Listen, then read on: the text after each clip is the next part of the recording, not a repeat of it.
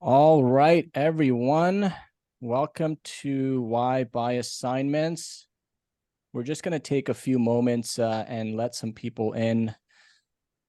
Let people in trickle in slowly. Give it a couple minutes. Hope everyone's having a great day. I know it's cold out here in Toronto, but we did see some sunshine today earlier. Yeah, I think it's the perfect day to be inside, taking on some new education and exploring some fantastic investment opportunities. That's it. I wish Absolutely. I was in San Francisco, though. We can't all be this lucky. Come on, man. I know, right? So I'm stuck in an office and Max over in San Fran. You got the best view of the Golden Gate. That's got to be a very highly valuable property wherever you are. Yeah, as they Piece of say, real estate. $1,000,000 view, right? Let's Awesome. go. All right, guys. So we're just going to give it another few seconds, let some more people in. But in the meantime, we'll just do some intros. So Saurabh, you want to get started a little bit about our background? Start with yourself. Sure. Thanks, guys. So, hey, guys, my name is Saurabh Sur, and my journey actually in real estate started as a realtor. Really started back in 2015. I've been primarily helping investors. My background is actually in accounting and finance. I used to work for two major insurance companies here in Toronto in their finance team. I started investing in real estate back in actually 2007. That's when I bought my first condominium. I just got hooked. Fast forward to 2015, I became an agent. For me, I primarily now focus on experienced investors and on how to go about growing their portfolio and the strategies around how to scale their portfolio. Awesome. Yeah. Thanks, Saurabh. A little bit about myself. I don't know if you guys can tell from the last name that Saurabh and I are brothers, and we also work together in the industry. I actually started after him. I got licensed in 2018, but prior to that, my background is in sales and marketing. Went to Humber College for marketing, worked in sales for many years, started investing in condos at about 2012. And got into the pre-construction market around 2015. And ever since then, I've just been trying to scale my own real estate portfolio, just kind of mimicking what Saurabh does and trying to help first-time investors as well as first-time buyers get in through the pre-construction market, as well as now, as we'll talk about in this webinar, the assignment market. So I'm hoping to deliver some value for you guys today. Mac? Fantastic. And good evening, everybody. My name is Mac Phillips. Why I believe I am best suited to be able to assist you reach your real estate goals is that firstly, I'm a fellow investor. I've always been looking for opportunities to find properties that are cash flowing, whether they're here localized in the GTA or beyond. So I do have a single family home out in the Ottawa area, as well as a condo here in the GTA. I've actually been successful enough to look to purchase another property just in the last few days. What I noticed in investing in pre-construction myself is that with a pre-construction property initially, I found that there was very little education and background to be able to guide us towards the end goal. And understanding those voids in information, I really made it my #1 priority in understanding how I can best support, fill those gaps in information, and feel as though that the average investor or even the seasoned investor can make a seamless experience and invest in real estate and achieve their real estate goals. Finally, I, as a business owner myself, always looking to ensure that business owners have the ability to utilize real estate as an investment tool, as well as take advantage of some of those little known or niche lending solutions. And that's going to be part of and the crux of the conversation today is to identify those really niche opportunities for you to be successful.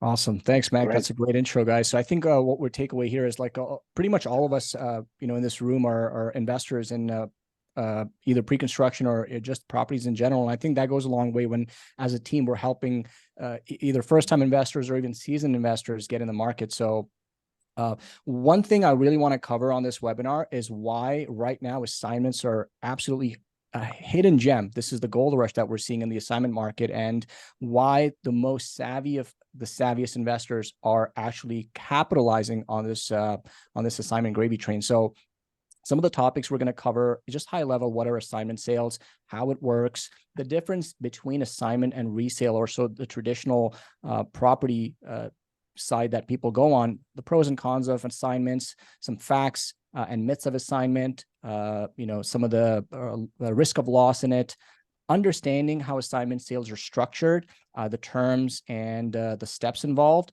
the shift in the market, and as well at the end, if you guys stay to the very end, we're going to be talking about 3 really hot deals in this market, and Max can also break down from a finance perspective what the numbers look like.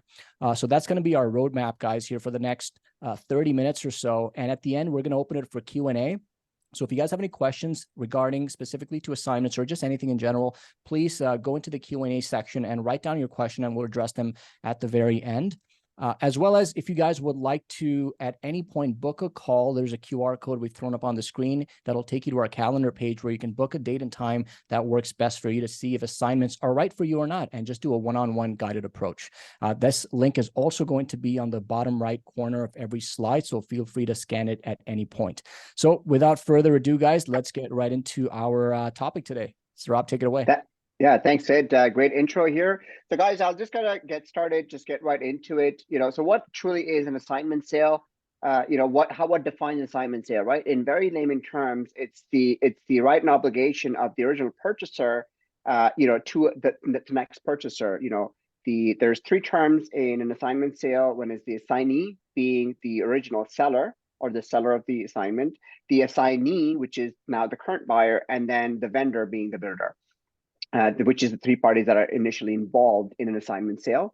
It's very common in pre-construction condominiums to have an assignment, but we also see them on the freehold sector as well. Sales often began 3, 4, 5 years before construction is completed. Now, some of the reasons that people get rid of or people sell their assignments, it could be financial reasons, what we're seeing right now, especially in this high interest rate environment where people are either not able to close or have difficulty obtaining financing. Relocation, where people bought these properties 3, 4, 5 years ago and now are having to relocate for jobs, family situations, etc. Or just preference for resale. 5 years is a very long time for anyone to just buy and hold on to a piece of investment, and their financial situation, their family situation would have changed, and they maybe perhaps bought something prior to on the resale side. Which takes us to the greatest market opportunity, as Sid talked about in this market, which is assignments.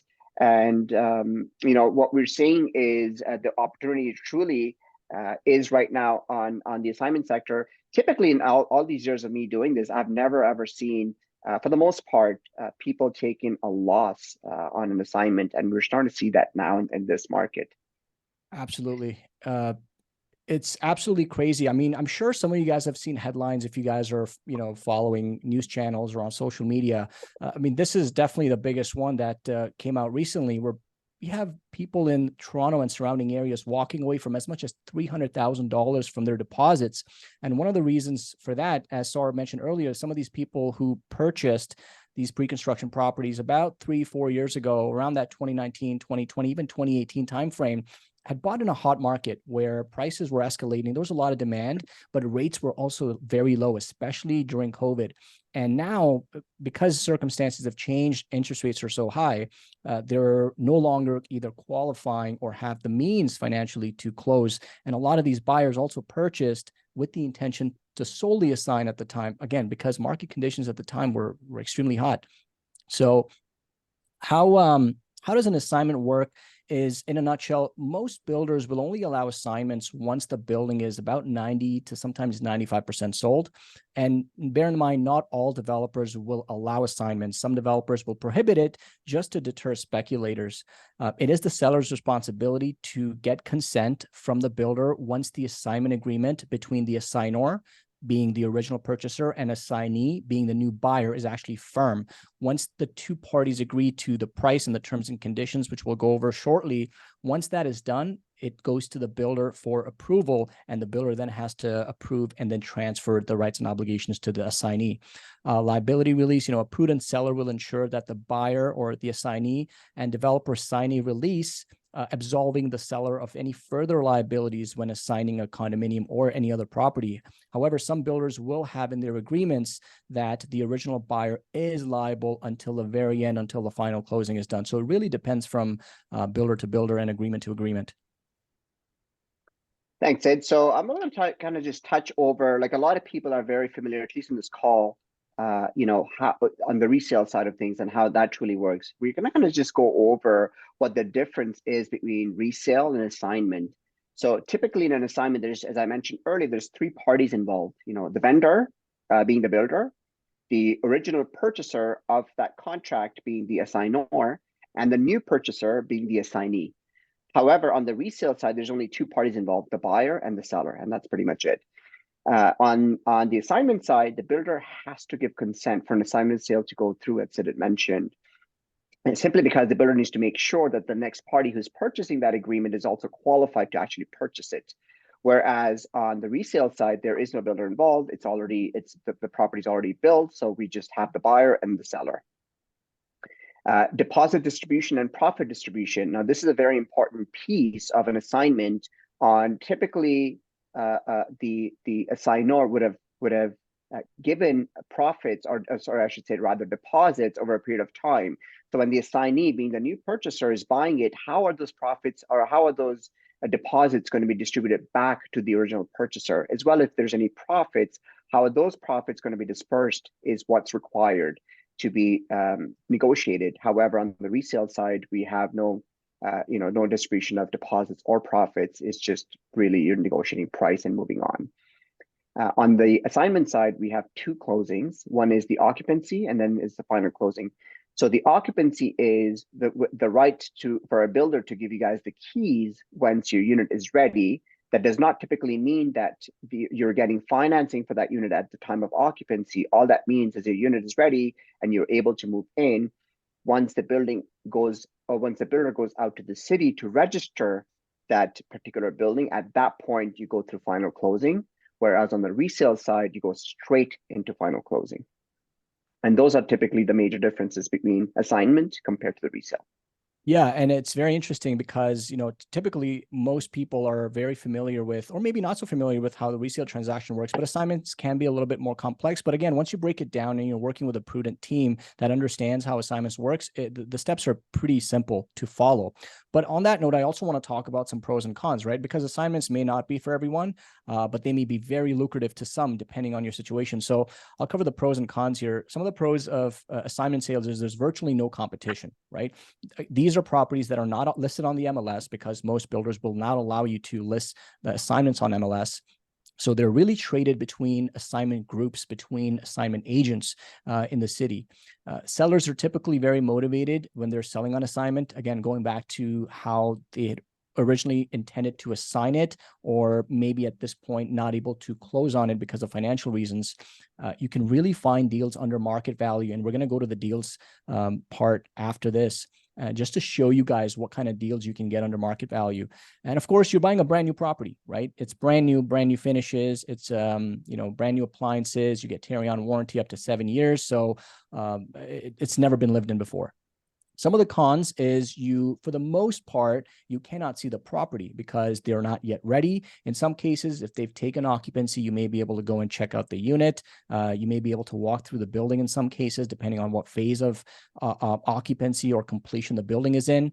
There's this notion that more cash is needed to close. And I know Mac's going to touch on this on his section, how savvy investors right now are capitalizing, deferring the cash on closing. And on that note, final closing is not always determined. On a resale transaction, you know exactly when you're going to close and title is going to transfer. But on an assignment, because the city has to register the project, the development, you don't exactly know. You can't put a date on when you're going to need a mortgage, but you have to be ready for it. And again, like as mentioned earlier, there are more complex transactions than a resale transaction. However, if you're working with the right team, the process is fairly simple. So I'm going to go over some of the facts of an assignment, really, right? And again, like anything that we're going to be talking about today is truly about this particular market that we're in right now. So there is a massive potential for lucrative deals on the assignment sides. We come across hundreds of deals come across our desk every single day. We're able to purchase, and some of the people that we have helped over the last 6 months or so, they're for the most part buying way under what the market value is of that particular property. caution with the condo developers. Oh, sorry. There we go. Developers are basing their prices, when they sold especially during COVID, they were basing their prices on market speculation, where builders were increasing pricing, project after project, year after year. And that just led to a lot of people buying pre-construction on very overvalued or overpriced in that particular market.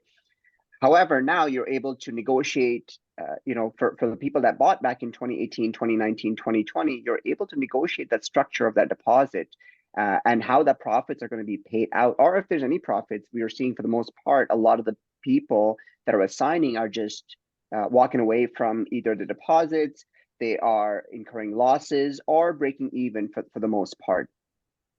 Assignments also have a very short window of closing. And what I typically mean by that is, as Sid had mentioned earlier, builders will only let assignments go through once the building is 90% sold. So typically for an assignment, you can only do the assignment between 3 months to a year prior to the occupancy. And for the buyer that's looking to buy that assignment, you also want to make sure you don't buy an assignment too early, simply because you want to make sure that the builder is going to actually go through the completion of the building itself. Yep. Great point. Okay, so risk of a loss, and we're seeing a lot of this right now, especially during a market downturn that we're experiencing at this point, where an assignment is listed far below what they've been purchase price, or even at far below market value, resulting in investors incurring losses currently. Absolutely. And also just to emphasize something, guys, to what Saurabh mentioned earlier, we really haven't seen an assignment market like this, where typically on assignment sales, especially going back the last, I would say 7 years, buyers who were assigning units were making a boatload of cash on in profit on assignments, right? People were selling, and we had clients selling their assignments for $150,000 over their original price, walking away from a lot of deposit. And now we're seeing exactly this, which is people either listing at original price plus cost, or in some cases walking away from their deposit. So there's really been a shift in the market. Great point. So, understanding assignment sales, understand that assignments are unique sales. Is that in every developer project and contract can be unique. So you need to make sure you understand your specific contract, and especially the original agreement of purchase and sale signed by the assignor. You want to verify that there's an actual assignment clause and the builder allows assignments, because without that, there's no deal happening. You can't really buy an assignment in that case. Assignment fee is typically, in some cases, we see $0, especially for condos. There may be an original incentive that the assignor has, or sometimes it's between 2 to 2.5% of the purchase price. In most cases, we do negotiate the seller or the assignor absorb this cost of the assignment fee, as well as any legal fees associated with it, which typically there is. Understand the terms and conditions set by the developer for assignment transactions. Make sure you understand the terms that you're inheriting, because a lot of times some people may see a good deal on paper, but once you actually look at the original agreement, there may be adjustments in there or levies that may not be capped, or development charges, for example. If they're not capped, then you may not even be incurring a gain. You may be incurring a loss as the assignee, because the development charges may be not capped, right? So again, this is where we also bring a legal team in to make sure that we review the agreement in full to make sure that your adjustments are accounted for. Developers may prohibit assignments until a certain percentage of the building is sold, which we already covered. So there are time constraints involved, of course. Reluctancy near closing. So developers often avoid permitting assignments close to the closing date to ensure smooth final closings. And of course, as we mentioned, the developer's consent is required for every single assignment sale. So without the developer's consent, there is no assignment.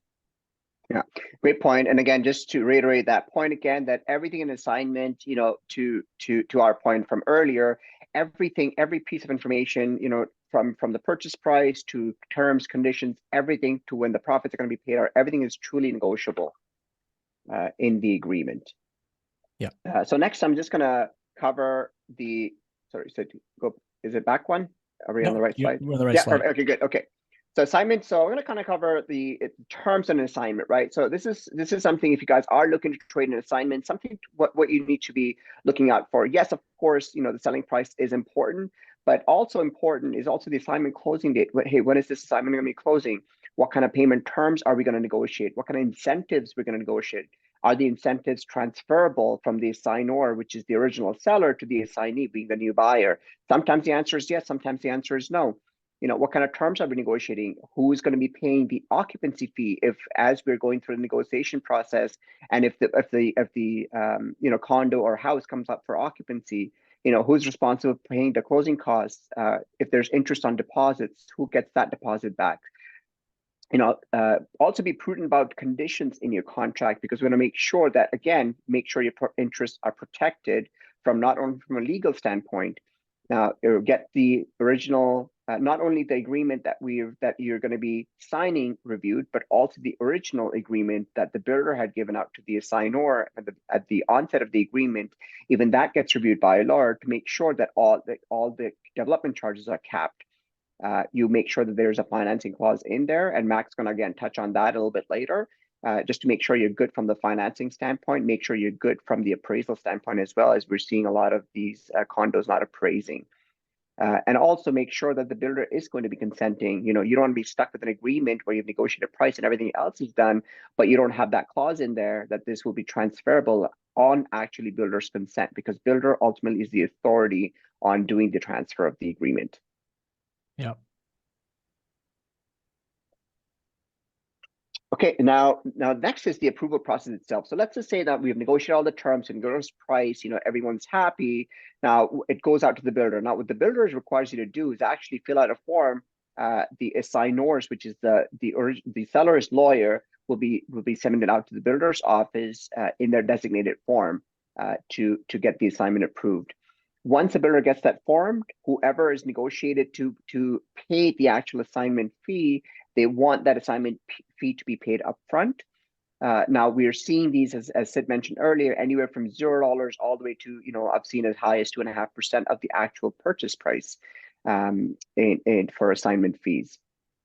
A verification of identity. Now it's very important for the builder to verify the identity of the person that's actually buying the assignment. So, they would ask you for things like driver's license, passports, your mailing address, your contact information, so that once the assignment is granted, the builder is actually able to communicate with the new buyer.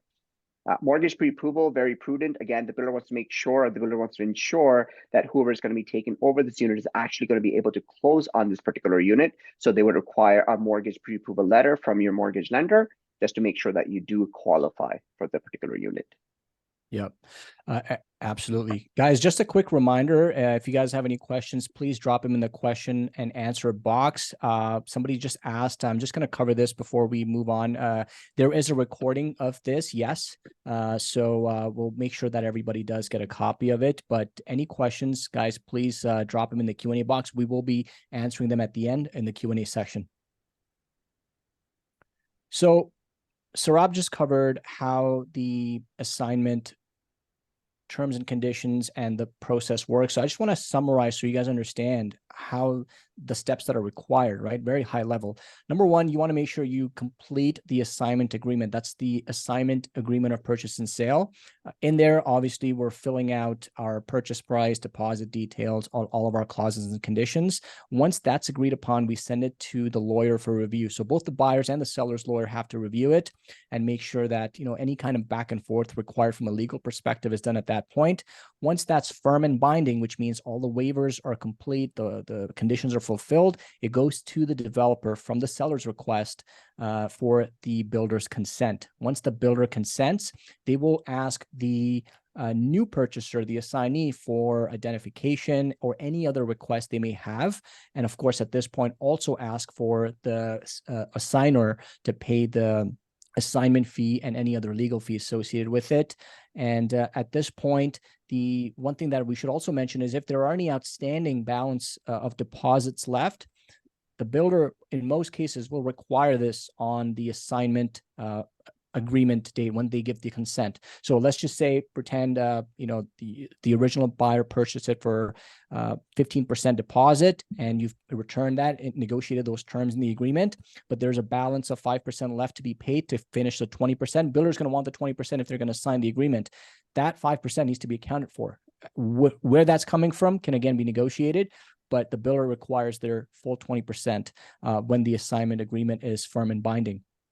So transition to the new buyers, that's when that happens. The technically the assignment transfers from the original purchaser to the new purchaser, and any correspondence and any updates and including closing instructions, occupancy instructions will now start being forwarded to the new buyer or the assignee in this case. Initial deposit and payment. So, just like a resale transaction, once the assignment agreement is agreed upon by the assignor and the assignee, the deposit is required within 24 hours of acceptance. They're held in the trust at the lawyer's trust account, and any remaining payments are then also remitted to the lawyers during the assignment closing, ultimately, which is released to the buyer. Profit distributions, there's really a few ways to go about it. One is immediate profit payment, which is, let's just say you get a really good deal in where the original buyer, the assignor, is walking away from their deposits, right? And you're getting an amazing deal, but let's just say they want their deposits up front. Or if they're giving away a great deal, but they just want the deposits up front, we can negotiate that so that in order to secure that deal, you give the deposits right after the acceptance of the offer on the assignment closing date. There's also instances where we do a deferred profit payment where we pay the profit to the assignor on, let's say, closing. When the final closing is done, when the title is officially transferred from the to the new buyer's name by the city. So everything that Saurabh mentioned earlier, everything is negotiable in an assignment deal. There's no one way to do it. There are many ways we can go about it. It really depends on how we structure the deal. Yeah, great point. So now we're going to kind of talk about, what's shifted in the market. Now, traditionally, as long as I've been practicing real estate, as I mentioned earlier, I have never seen anyone or any of the original purchasers making a loss on their assignment. As a matter of fact, I've only seen people making 100, 200, 300. I had one client that made almost $400,000 on his assignment. However, the market is shifted because of the lending, the interest rate environment and the lending environment that we are in currently in 2023. Now, this market, how long does it stay? I don't really know. I don't have a crystal ball, but I know that's for sure that it's not going to last forever. At one point, the market will shift back again as soon as interest rates starts coming down. As long as the inventory on the assignment market starts getting absorbed, these deals will fade away. Now, and this brings me back to the opportunity that we have in 2023 and maybe going on to 2024 on the assignment side. If you are looking to make deals happen, or if you are looking to increase your portfolio, or even if you're a first-time investor trying to get into the market, this is the right opportunity for you to do so because of the environment that we're in. And there's a lot of potential. We're going to get out of this in the next 3, 4, or 5 years. Again, for us, real estate is always being long term. So in the next 5 years, I could definitely tell you that whoever's buying now will make a decent profit. However, you do need to buy and then hold these for the next 4 to 5 years. Absolutely. All right, guys. Now over to the fun stuff. We're going to talk about some deals as promised. We're going to pitch you guys 3 really hot deals that we think are absolutely, must-haves for any investor's portfolio, or even if you're an end-user portfolio. And also as a reminder, guys, I'm seeing some really good questions in the Q&A, so please continue to drop some questions in there. We'd be answering them. Promise you guys we're going to be answering them at the end. So, Saurabh, take away the first exciting deal. What do we got? Okay, thanks, Sid. So the first deal is by Me Living Condos. It was built by Lash Group of Companies back in 2019. PSF $781 a square feet. I don't think I've seen that in a long time. So for the people that are looking to buy in Scarborough, the intersection is Markham and Ellesmere. It's a 600 square feet unit, 1+ den, offered at $469,000 with 1 bath. The original buyer bought this for $468,000, and they're selling it for $469,000. They have paid about $88,000 in deposits so far. So if you're interested in this deal, as Sid mentioned earlier, there is a QR code on the top or the bottom right corner. Scan it. You could talk to either Sid or myself about any of these deals that we're going to be pitching you today. Now, just to show you some comparables here, the closest comp actually sold for $520,000, exact same comp just across the street. This is next actually slide. the same street, guys. This is also a new building. To Saurabh's point, the PSF. Let me just provide some context here, right? Up until the beginning of this year, I would say, new construction homes, condos specifically in Toronto, we haven't seen anything sell under $1,000 per square foot, right? At the peak in 2021 and 2022, the average PSF for new condos was hovering around $1,100. Downtown core is a whole different story, right? We're looking at $1,450 to $1,600 per square foot, depending on the pocket of downtown you're in. But to get something like this on the assignment market right now, where it's $51,000 under market value, this is a direct comp on the same street. If you look at the original purchase here of the assignment price of $469,000, and a direct comp selling for $520,000. Mac, what does this mean? I mean, what are we talking about in terms of equity here? Like, give us a breakdown. Yeah, 100%. Thank you. What I want to touch on as well and just highlight, in addition to the numbers, is the size of that unit. If Right. you were to go and purchase pre-construction today and then get a 1+10 on any new projects, you're looking anywhere between, I know it's shocking to hear, 480 to 550 square feet is average for a 1+10. So you're getting 600 square feet in this unit plus balcony. So Very good certainly point. shifted from what you'd be able to achieve in the current market. 100%. Very good point. Yeah, And additionally, let's have a look at the numbers. It actually directly relates to one of the questions that came into the chat around, what are the options for the down payment? So in this scenario, we've got a purchase price, or an asking price rather, of $469,000. So I'm sure a lot of minds are thinking right away, hey, that sounds like a first-time home buyer sub $500,000 purchase. And you would be 100% correct. That means that you can actually purchase this, given the negotiations by the SUR Group and understanding what the seller's needs are as well as the builder's needs are. You do have the opportunity to purchase with as little as 5% down. And that's really exciting to think that you don't need to invest the full 20% down unless it's going to be used as a dedicated investment property, which is something very different. So right now, looking at the funds to close, just as little as $23,000 for the down payment. Some things that we want to understand in any real estate transaction in Ontario, and in this property, it's in Toronto. So we are accounting for the double land transfer tax at just over $11,000. Because you do have the ability to purchase this insured and have the option to, is if you have 20% down and you want to be able to negate the mortgage insurance and the tax on which, absolutely, we would encourage you to do that. But if you only have the 5% down, you would pay a nominal mortgage insurance, which is the the tax on the insurance that everyone knows as CMHC, with a total closing cost out of pocket for just over $40,000. Certainly a game changer. And again, $51,000 of equity baked in from day one. Amazing. Actually, Incredible. that's a great point. Thanks for that breakdown, Mac. Very true. The second deal I want to talk about here is absolutely amazing as well. This is the Way Urban Towns. This is in Erin Mills by Ridgeway and the College Way. This is about the Sorbara Group. This was being sold in 2020. This is part of phase 2. Phase 1 is already complete. Phase 1 was actually finished in, I want to say 2021 March is when it actually closed. But let's have a look at this deal, right? So this is 1,349 square feet. This is an upper unit, 2-bed, 2.5 bath, open concept layout with a rooftop patio. Originally purchased for $673,000 in 2020, now being listed for $750,000. Okay, so what does that mean? I want to show you guys a direct comp here. Okay, and I'm talking apples to apples. So this one is by the exact same builder, Sorbara Group, down the street, and Whitcomb, also in Erin Mills. Same builder, same layout. We're talking pretty much exact same square footage here as well. Listed at Sorry, I don't think we're able to see your slide, so maybe go back and come back in again. Yeah, there we go. Perfect. There we go. See it now? Yes. All right. Sorry. Let me go over that one more time so you guys understand. Right. So this is also in Erin Mills, same builder. Upper unit townhouse, pretty much exact same square footage and layout, listed at $820,000, $70,000 under market value. But I want to show you something even greater, just to show you guys what Saurabh mentioned earlier in terms of long-term buy and hold, right?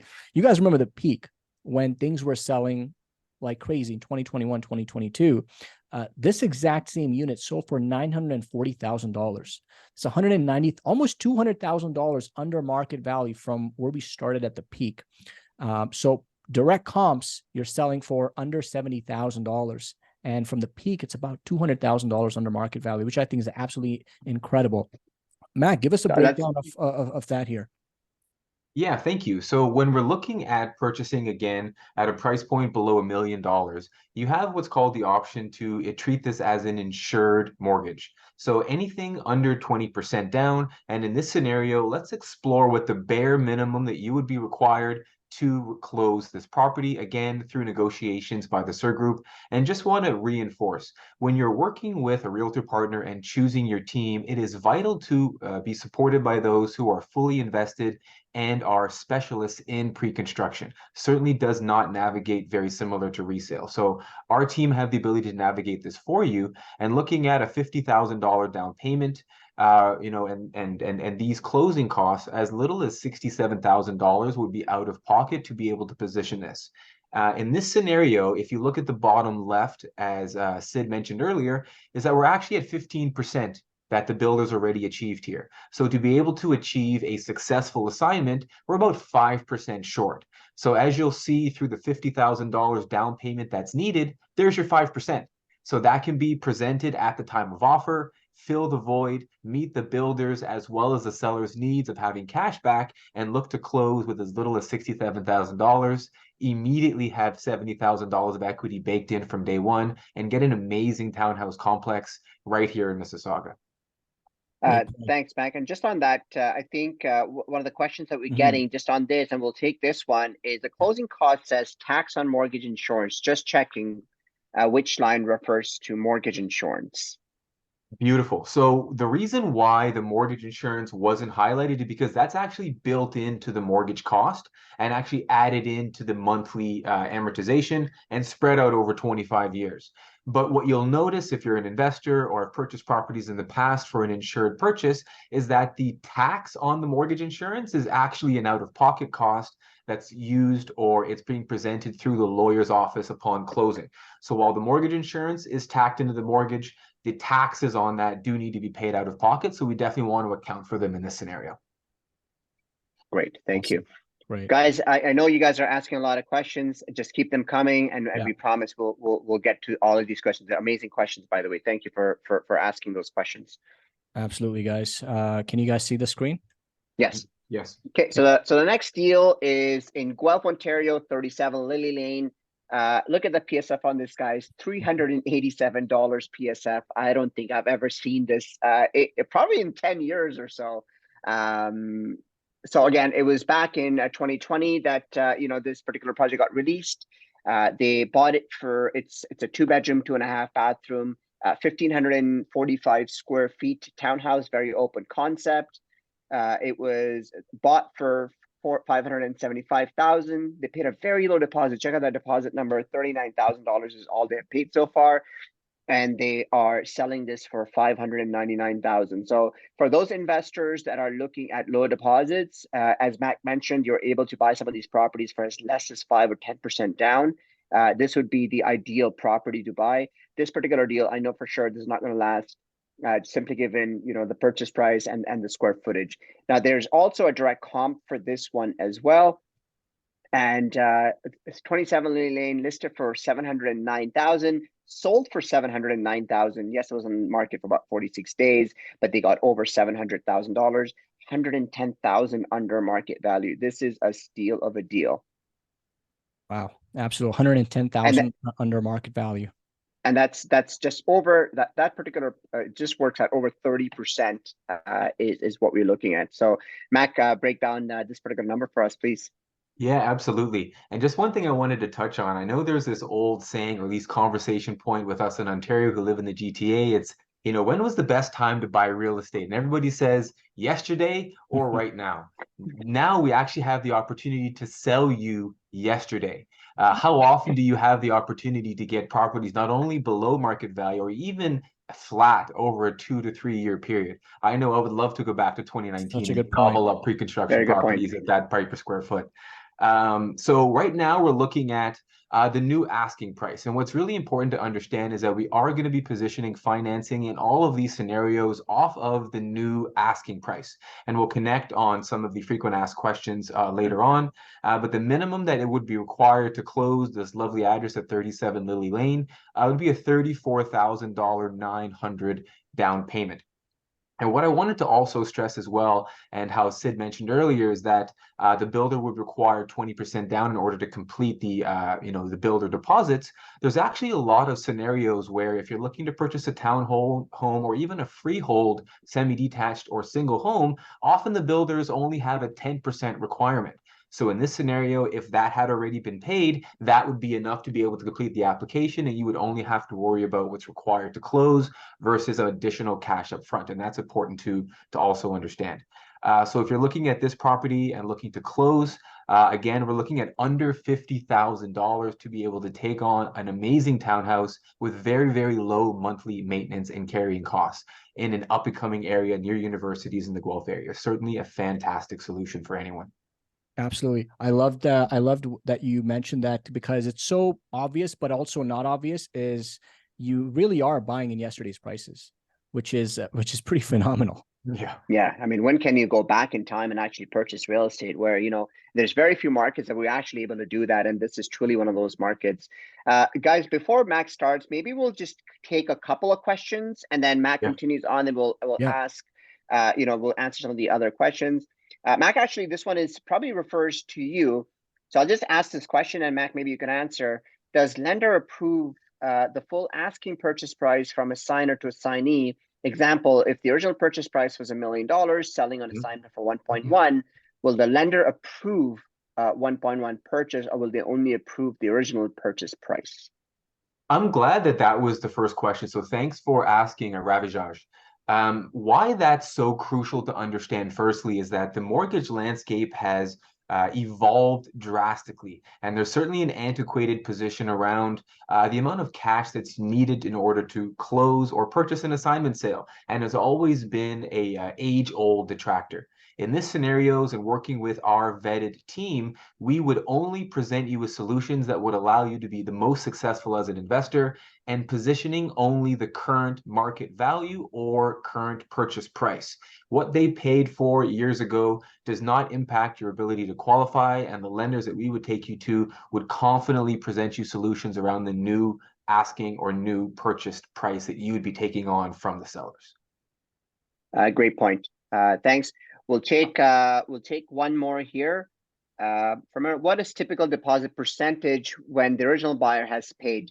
Earl, this truly depends on the deal. I've seen some condos selling as little as 5% down pre-construction. We've seen 15%. Typically in today's market, or even going back to even 2019, 2020, we're typically it was about 15% that we had to put down as the original buyer, and 5% on occupancy, or sometimes the entire 20% and nothing on occupancy. But again, it would truly depend on the deal. It would truly depend on the assignment that you're trying to purchase, what the builder. And then as Mac mentioned, there are some low-rise builders that only take 10% down up until closing. So it truly depends on the deal.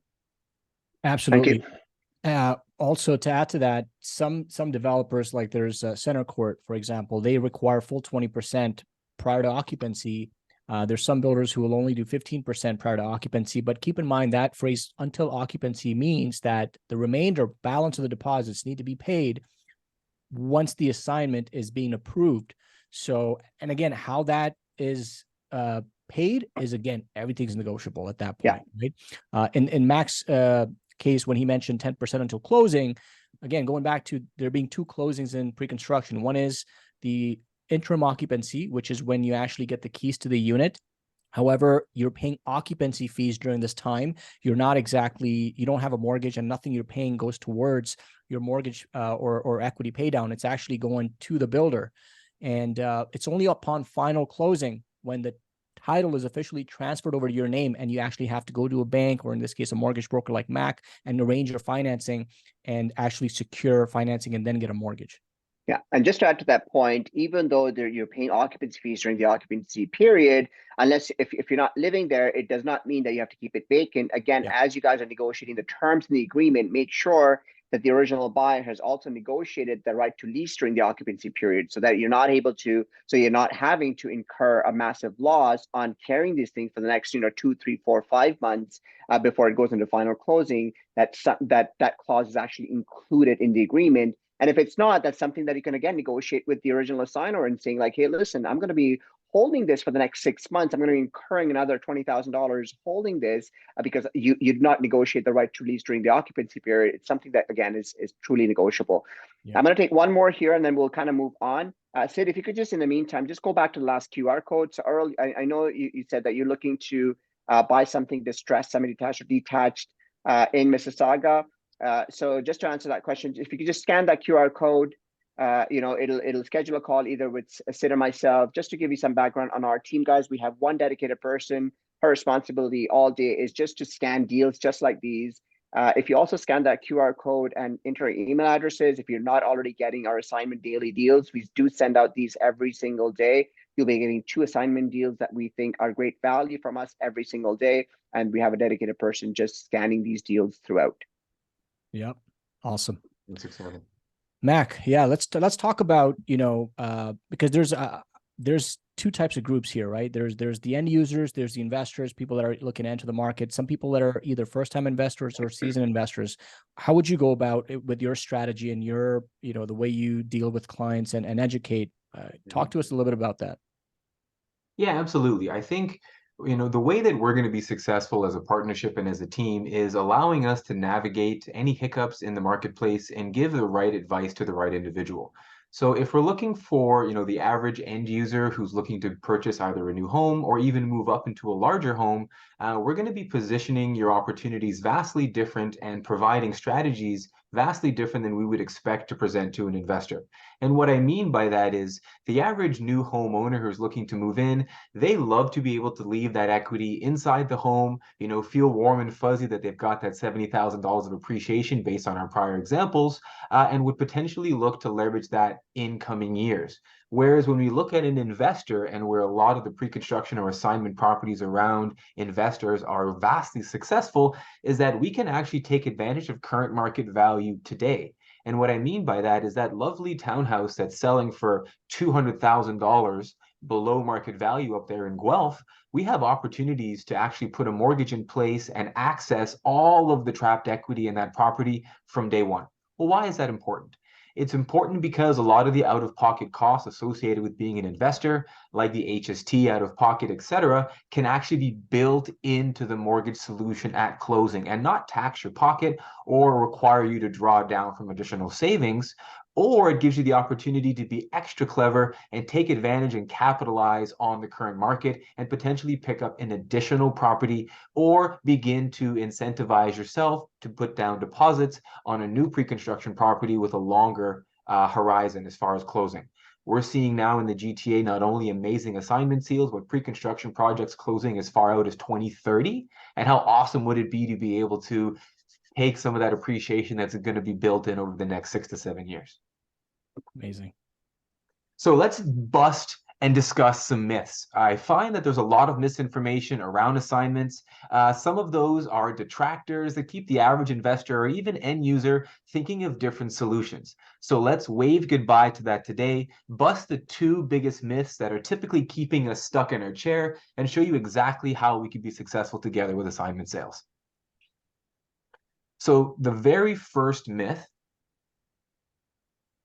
is that assignments are difficult to finance. So, retroactively, it's not that they're difficult to finance or ever were, it's that they require more cash out of pocket. So what lenders did was that they actually would only lend on the original purchase price. So that would allow, the average consumer to think again and consider where their money is best then suited. Do they want to then put it all into a property, or is there an opportunity to diversify the investment?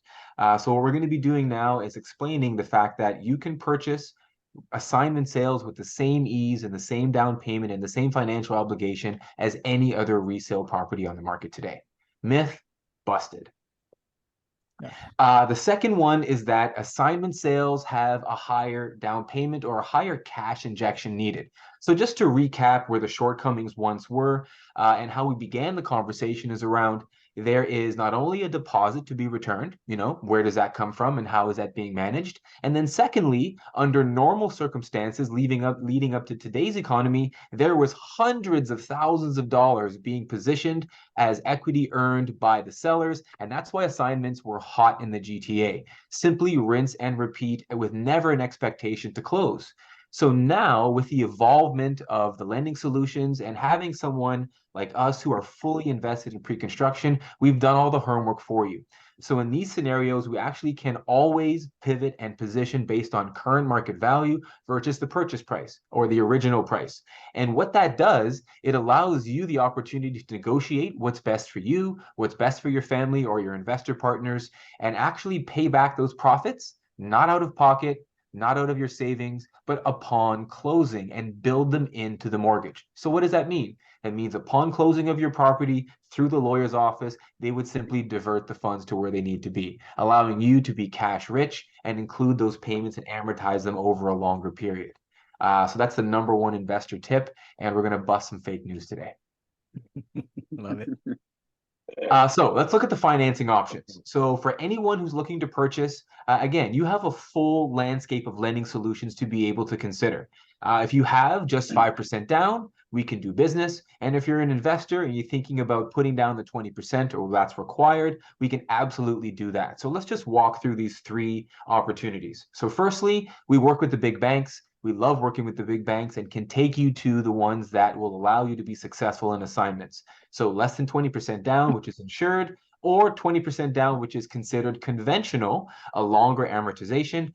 Either scenario is available to you. Secondly, if you're a business owner, potentially your taxable income, you would assume is not high enough to either purchase a home or to purchase an assignment, that's Poppycosh. We have the ability to qualify you without looking at those figures and actually use more strategic and business for self-focused solutions. In doing so, not only can we present it with a 20% down option, but also we can position current market value and access some cash for those closing costs, which is really, really strategic.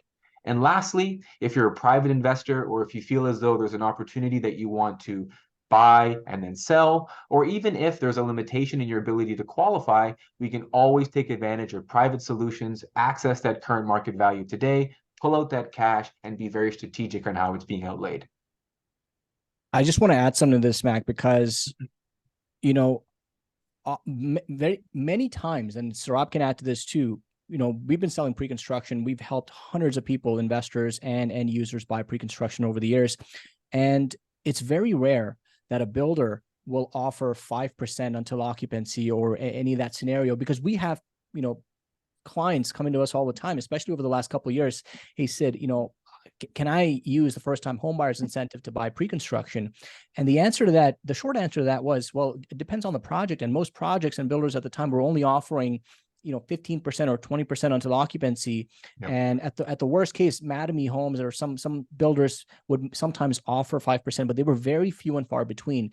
But what you just mentioned here in this slide is buyers are not only able to buy something with yesterday's pricing, as you put it, but also actually capitalize and leverage somebody else's deposit structure and only buy with 5% down. That to me is just an incredible opportunity right now. Yeah, I couldn't agree with you. Yeah, absolutely. Like if you, I learned something from Mac the other day too. Depending on that, you're actually able to buy even a secondary property at 5% down as well, not just your primary residence. Again, it's probably one of those other myths that was also busted for me, at least. You're only able to buy the one property at 5% down. And Mac made me realize that there was other strategic ways of actually buying your secondary property even at only the 5% down. So for those investors out there that are looking at just strategic solutions, again, we'll put a link out there again at the end. Book a call with either Sid, myself, or Mac, and we'll get connected. And if whatever options you want to discuss for your portfolio needs, we'll make sure to discuss them with you. Absolutely.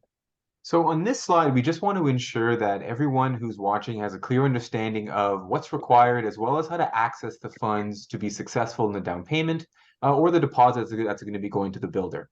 So in accessing those cash or those funds rather, it doesn't always need to come out of your RRSP, as Saurabh just mentioned, or it doesn't need to come out of savings at any point. We have the ability to leverage the equity in any other real estate or existing properties that you own.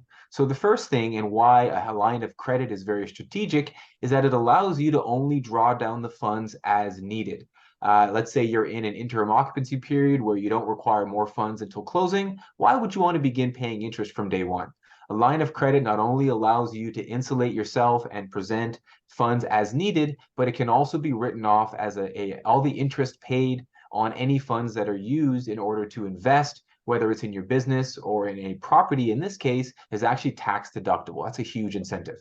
The second would be to get a second mortgage. If you have any other investment properties or a primary residence, you don't need to break your first mortgage. I think that's a myth as well, that a lot of folks think that there's challenges in accessing the equity because they're locked into a 2.5 and don't want to jeopardize that. So please don't. You can either approach your bank, which there's great opportunities there, and we can also assist you with a second mortgage as well to unlock the money to be able to be successful. If you're thinking about upgrading, downsizing or upgrading to a home, we can absolutely assist you with a buy and a sell scenario. I think right now in the current market, having our team be strategic on, firstly, how do we position this for your success? Do we buy or sell first, which is very important to understand in a buyer's market, and we can use those proceeds, if it's your principal residence, tax-free, and then shift them over to the new investment property. And lastly, what is largely popular and certainly around renewal time is to just simply refinance your first mortgage. If you have a renewal coming up in the next 4 to 6 months, it's a great opportunity to not only shop the market, but use that as an opportunity to increase your loan amount, pull out the funds that are needed, and position them into that new property. Sorry. Yeah, not to worry. So yeah, we can go to the next slide there. So I actually have a free gift for everyone who is here today as well. One of the things that I'm very passionate about is ensuring that everyone can be debt-free or mortgage-free much, much earlier. The average mortgage in Canada is between 25 and 30 years, and we've created a roadmap. This is a complimentary roadmap that's going to walk you through a conversational document that would allow you to understand what the action items would be in essentially becoming debt-free in half the time. So please take a moment. It's an absolutely free gift, and you can accept that information here. Guys, Mac is a very experienced mortgage broker working with many lenders, as he mentioned, has access to a variety of solutions regardless of your circumstances. So highly take advantage of this and just leverage us as a team to not only find deals, but also how to finance these deals, because it really takes a team. Of course, we have other contacts as well, like, lawyers who were able to, direct you to do that review that we talked about earlier, which is very prudent in a pre-construction or assignment sale. Guys, at this time, I want to open it up for some more Q&A, and again, a QR code if you guys would like to book a one-on-one call to see if assignments are right for you, but also if you want to talk about any of the particular deals that we presented and just to see if it makes sense for you. We could sit down as a group, one-on-one, however you guys want to do. You could book a time with Mac as well if you have questions on the financing side. But let's go to some questions, guys. We had a question here on the land transfer tax. Will there be any discount on land transfer tax if we opt for 20% down? I wish the the government didn't come for taxes in particular circumstances, but who wants to take this question?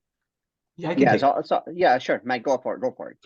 So the land transfer tax is a part of the closing costs. So that determination is actually not, Yogesh, it's actually not decided upon through the amount of the down payment. So let's say you're a first-time home buyer and you've got 5% or you have 20%. That's actually negligible in your ability to receive the discount. So as long as you're a first-time home buyer and or you've bought and sold at least 4 years ago, your first-time home buyer status would be re-engaged, and then absolutely, you would get as much as $4,400 discount on the land transfer tax, considering that you are a first-time home buyer. And that is something that's actually positioned as a discount immediately off of the closing cost through your lawyer's office, and is an automatic thing that takes place.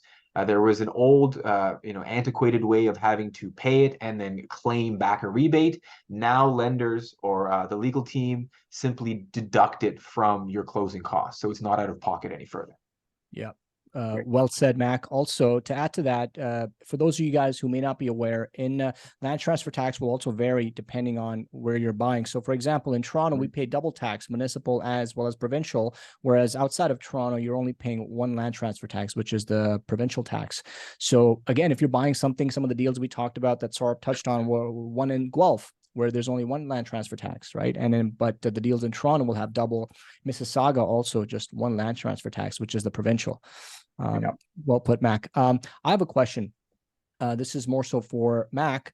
Talk to me about, one of the biggest things that we're seeing on the news, specifically related to pre-construction is, as we saw in the headline earlier, buyers walking away from deposits or even not being able to close because appraisal's coming short. So how does the appraisal in the resale market then relate to the assignment market? Can you touch on that and what you're seeing right now when you're structuring your financing deals? Absolutely. So the first thing that we want to keep in mind is that we work for you. We don't work for the builder. We don't work for the sellers. We want to make sure that our buyers are protected. So in doing so, we want to make sure that all of the conditions are added in the same way as they would be in a resale purchase, with respect to conditions of financing, which are vastly important, as well as obtaining a current market appraisal. So what we would do is we would give you ample time. In most instances, it's 5 full business days from the time that the agreement is signed back, that you have the ability to do what's called a due diligence period, very similar to when purchasing a pre-construction, where we would assist you not only with submitting the application into a lender to secure that financing, but also on your behalf, reach out to an appraisal company that has the ability to not only take on the project, but is also well-versed in your area.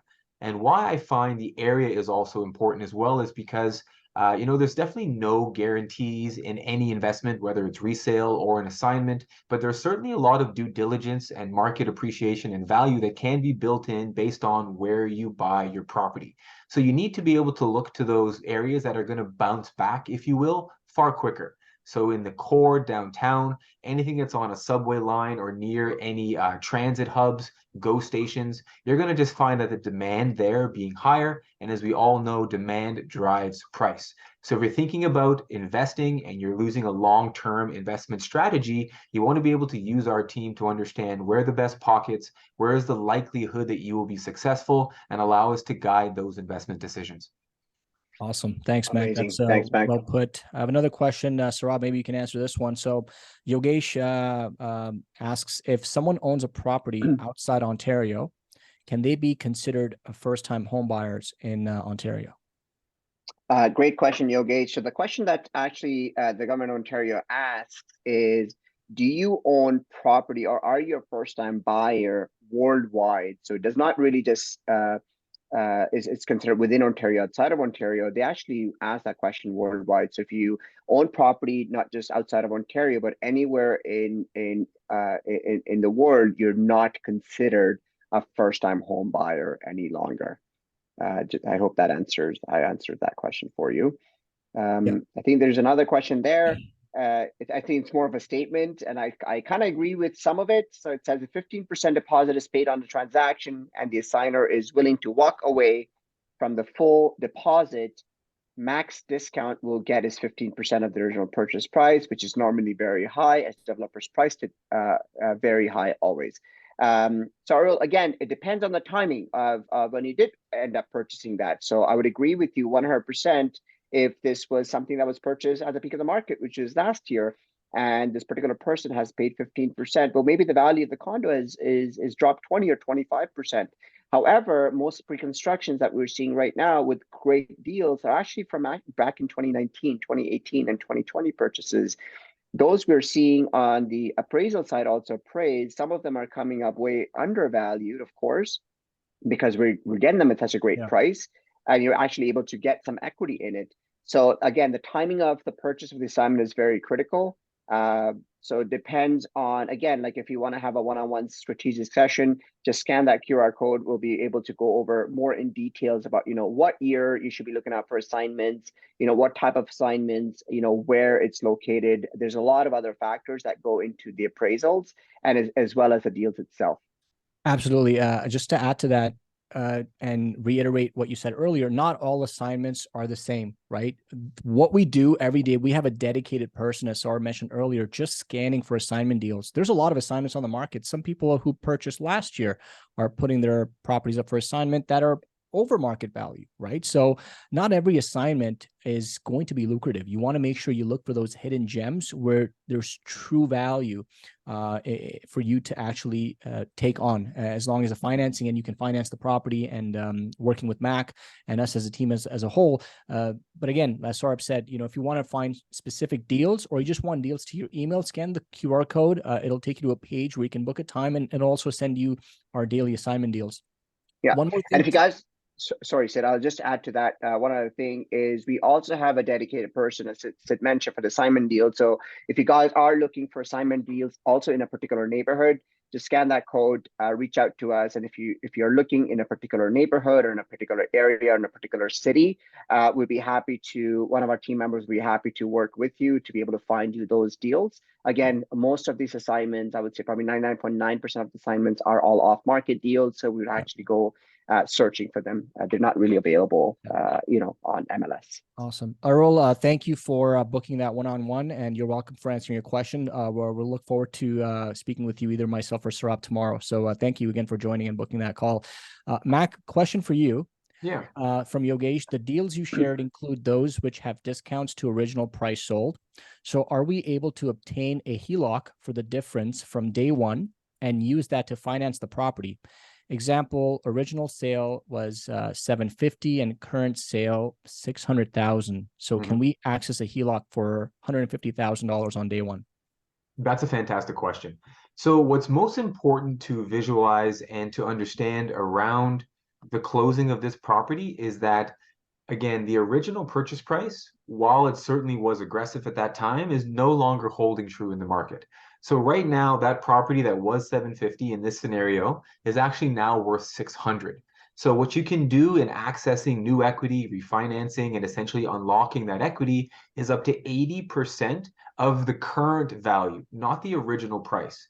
So you wouldn't be able to necessarily institute a HELOC from day one, but Yogesh, it does speak to the fact that a rebound in an aggressive market, as rates begin to come down into 24 to 25, the ability for it to rebound to 750 is readily available. And the second it does, I'll be the first one to reach out to advise that now is a fantastic time to add that home equity line of credit, do a cost-efficient analysis, essentially, a financial checkup from the neck up, and make sure that you have the ability to move that money into a new investment property if that's so you choose. Yeah. And just to add to that, guys, also, as many of us bought pre-construction, I know I surely did, and Sid did as well, during even the peak periods. And, I think I touched on this earlier, that for us as a team and for me as an individual, and, you guys can add to this, is for us, real estate is always being long-term. The people that are truly suffering right now had very short-term visions on real estate. If you do have the ability, if you bought during the high periods of time and you're having to close right now, if you have the ability to close, go ahead and close. You guys will look at even this market, 10 years from now and be like, oh my God, thank God I closed on these properties because I've made so much more, long-term on them. For the people that are not able to hold on, I think those are going to be the losers in this market. But for the people that are truly able to hang on to the properties and then have that long-term vision on real estate, I think we'll all be fine, given the market situation, of course. Absolutely. One last question, and this is for everyone, and Mac, feel free to jump in here as well. Let's pretend something is occupying in April of 2024, right? And we secure something now. Builders are going to need a pre-approval on the assignment consent upon builder approval. So they come to you, they come to Mac, they get the pre-approval letter, but now the property may not be closing until maybe summer of next year. What can you answer for people that are watching? How does that work when the pre-approval process, when there's no set time determined on when the property is going to close? That's a fantastic question. So I think the best way to position that is to firstly set reasonable expectations for our clients and yourselves. The fact that you do need to maintain the same credit and risk profile from the time that we start the pre-approval to the time that you look to close. I've been speaking to some clients in the past and they think, hey, you know what? I've got it purchased. I can quit my job now. Or, I was going to take a long vacation and now's the perfect time. So what you want to do is maintain the same income that you've been generating and allow us to keep that pre-approval in place. So if you're a business owner and we're using month by month income, we need your month by month income to maintain relatively flat to ensure that when you do qualify in 6 months to a year, potentially, that we have the ability to bridge that pre-approval forward.